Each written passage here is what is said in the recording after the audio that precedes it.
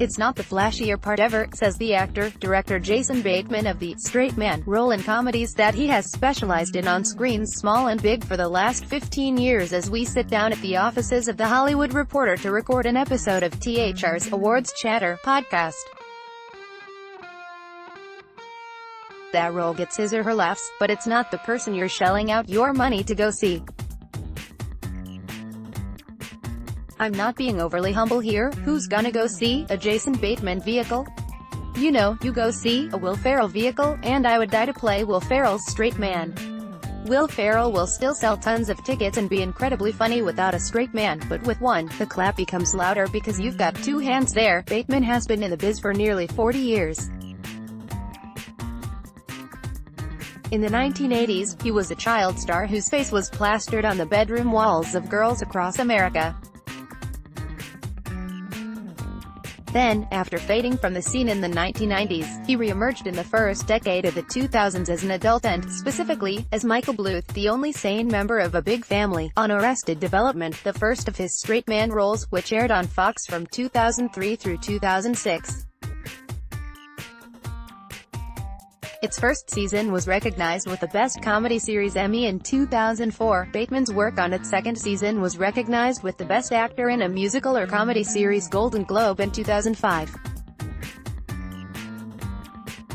Now, in 2018, the 49-year-old is poised to land Best Actor Emmy nominations for two different shows, both of which hail from Netflix, the rookie drama series Ozark, which he also executive produced, directing 4 of its 10 episodes. Bateman has already received Best Actor, Golden Globe and SAG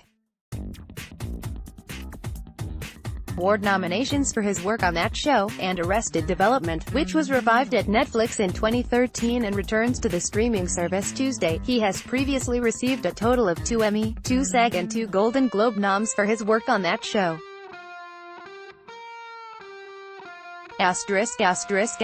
Listen, you can hear the entire interview below, starting at 23:36, following a conversation between hosts Scott Feinberg and Booth Moore, The Hollywood Reporter's style.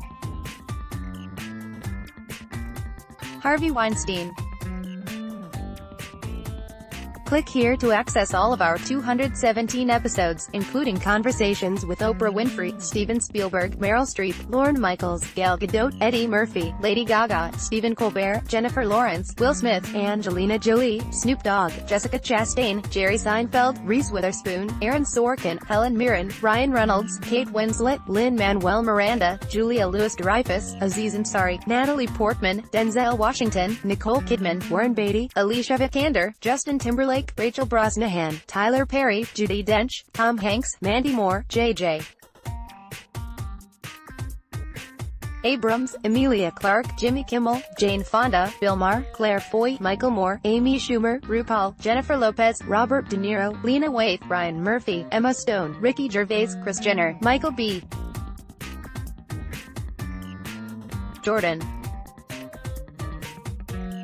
The son of an airline stewardess and an independent writer, director, producer, he gravitated towards acting at a young age and began doing it professionally at just 10, quickly landing work on Little House on the Prairie, 1981-1982, and then ascending to full-fledged child stardom through Silver Spoons, 1982-1984, and Valerie, which was later renamed The Hogan Family, 1987-1991. His older sister, Justine Bateman, followed him into the business and made a name for herself on Family Ties. Bateman acknowledges that, for better or worse, he was a fearless and cocky and confident kid.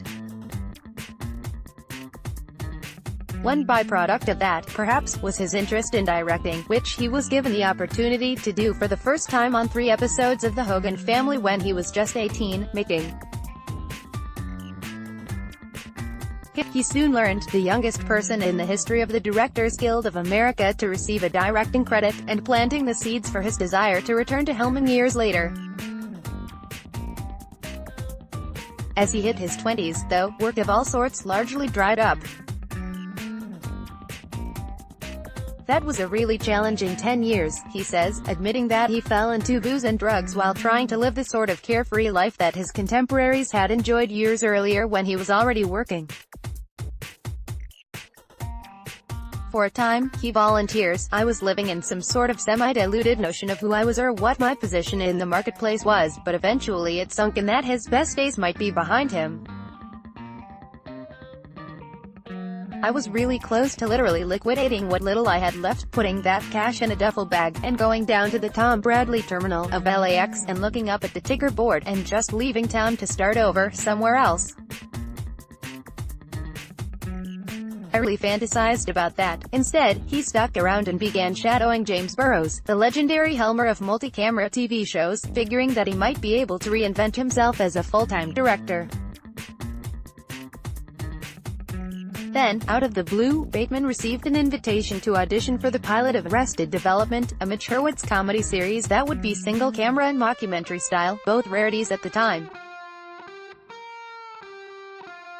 I did realize that it was something special, he says, not least because, as he puts it, Arrested Development was my sense of humor at that time.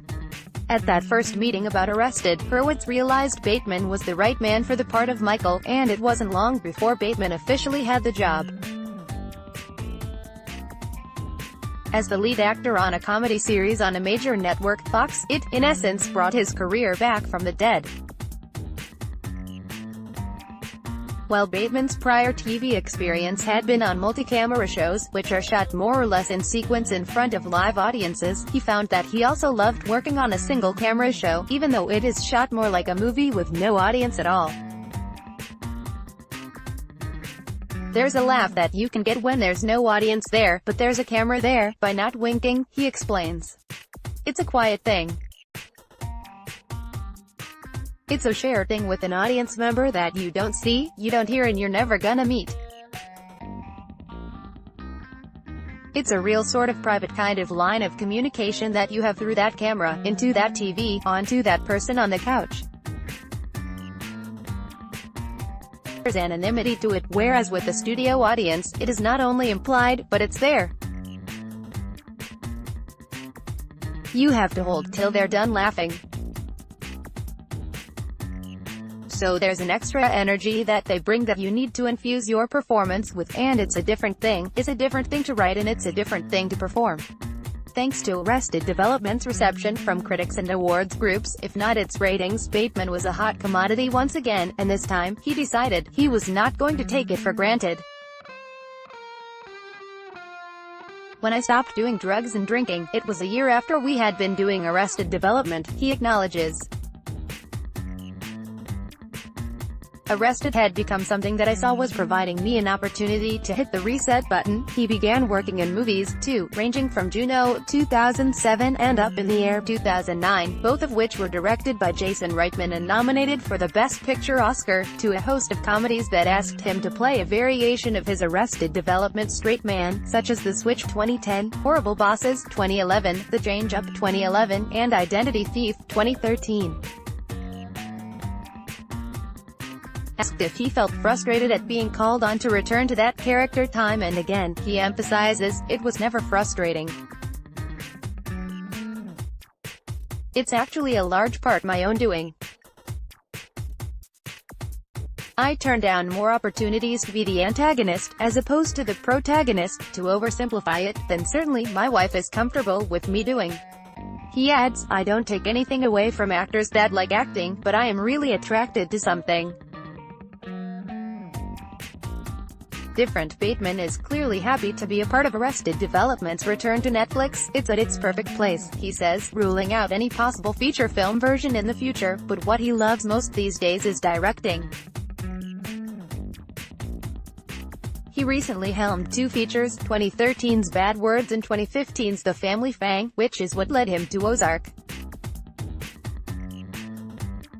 When he first learned about the project, which centers on a Chicago family man and financial advisor who becomes indebted to a Mexican drug lord for whom he had agreed to launder money, he inquired about us and directing it, drawn to the idea of what he saw not as a TV series, but rather, a 600-page movie. Initially he was told that it had been offered to a group of directors with much greater experience than his, but his representatives fought for him to get a fair hearing, and once he did, he got the job.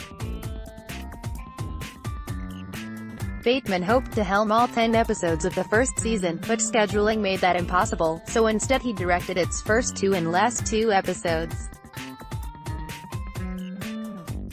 Between those assignments and also serving as one of the show's executive producers, he was able to shape its look and tone, he says. And as its lead actor, playing a character who is put through the emotional ringer, Bateman was able to stretch himself in other ways, too. He will continue to do so on its second season, which is now in post-production. For all of this, he is grateful. Things continue to be fortunate for me, he says, as I knock on wood. Ozark.